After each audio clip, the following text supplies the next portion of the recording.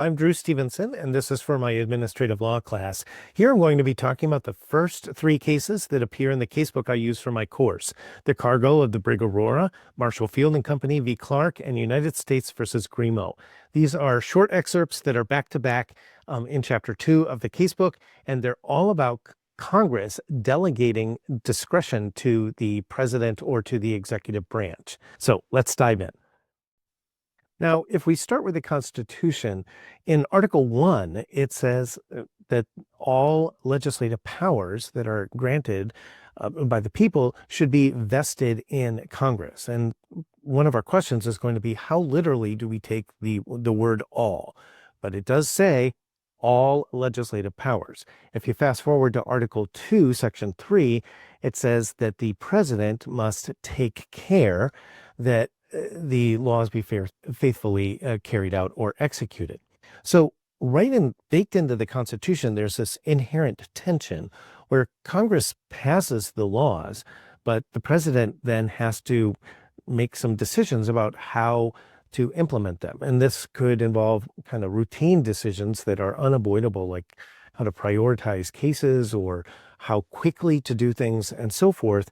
But sometimes Congress may spell out in a statute that they want the president to actually decide when certain parts of the statute may go into effect.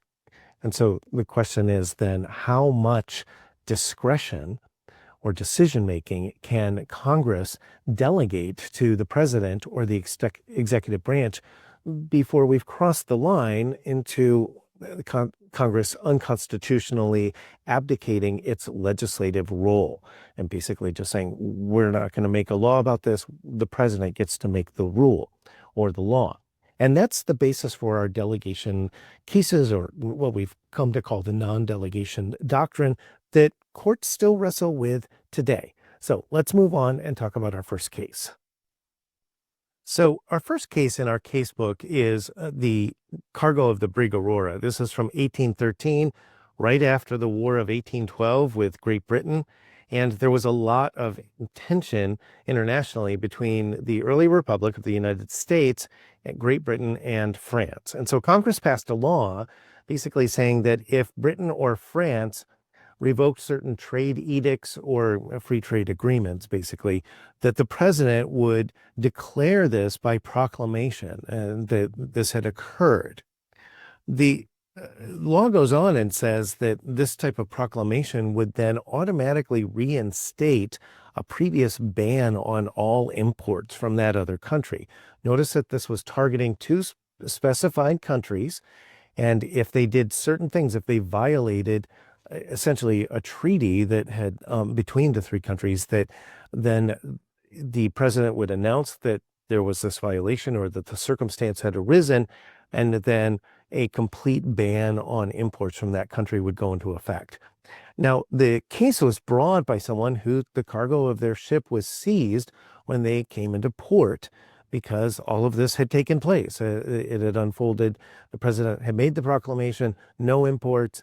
This may have even happened while their ship was already sailing. And so now they get to the port and their goods are being taken and they're protesting. And their legal theory was that the law basically gave the president the power to decide whether a trade embargo or a ban on imports would go into effect, and that was an inherently legislative task. In other words, it gave the president legislative power, and therefore the law itself was unconstitutional, and he should get his cargo back or be compensated. Well, the Supreme Court upheld the law. It said that Congress was competent to make the revival of an act depend on the president's proclamation. The president hadn't made the law. It was Congress. He'd merely ascertained that certain circumstances had arisen and declared that fact to be the case. And then the law, which had been defined by Congress, would go into effect. In other words, the court said that Congress had exercised its own discretion, but put a condition on it. It had exercised legislative discretion conditionally. I do want you to pay attention to the date of this case, because we're still in the founding generation at this point. The people that are on the Supreme Court were alive at the time the Constitution had been ratified. And so we're talking about the people who were very aware of the original public meaning of the Constitution at the time of its ratification. Okay, let's move on. Our next case, we're going to fast forward to 1892.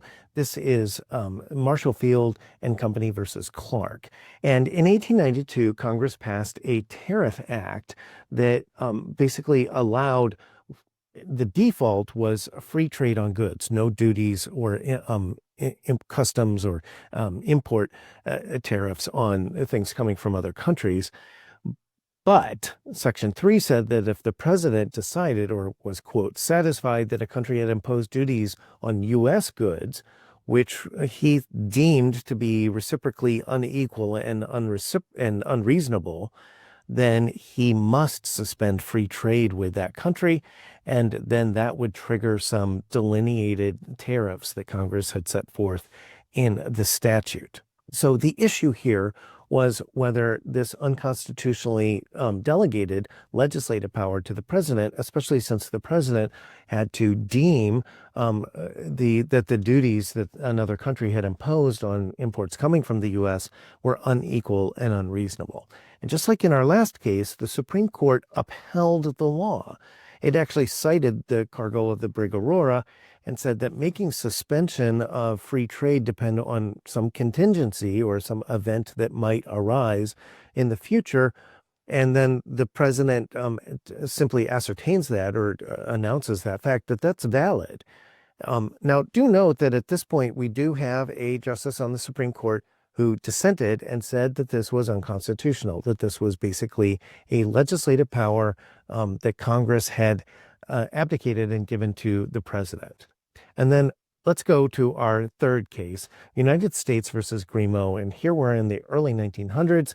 In 1911, Congress passed a statute that authorized the Secretary of Agriculture to manage forest reserves, federal forest lands. The secretary was allowed to make rules and regulations to manage and protect the national forest preserves. And Congress included in the statute that a violation of whatever hypothetical rules the secretary would adopt, quote, should be punished or shall be punished. And then it actually set forth the punishments, and it was fines and could include prison time. So the defendants in this case were charged with grazing sheep without a permit, which violated the secretary's rule. What the secretary did was set up a permitting system for permission to graze cattle or sheep on the federal lands in the areas of the national forest. And here, once again, like in our two previous cases, the Supreme Court upheld the law. It said that the authority to make administrative rules is not really an improper delegation of legislative power.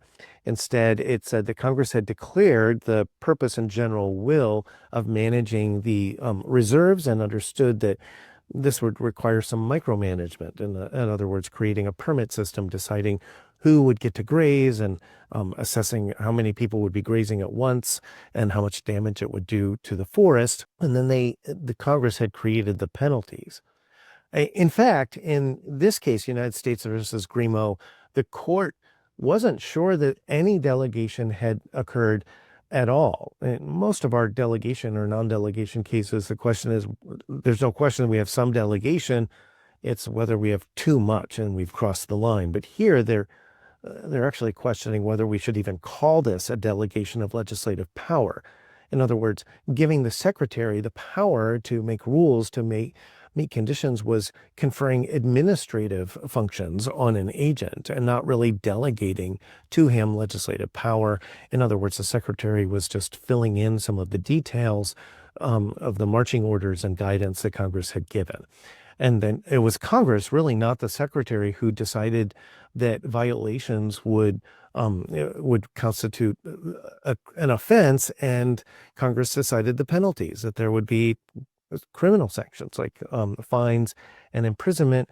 And so the court said that Congress was still doing the real legislating here, not the agent or official within the executive branch.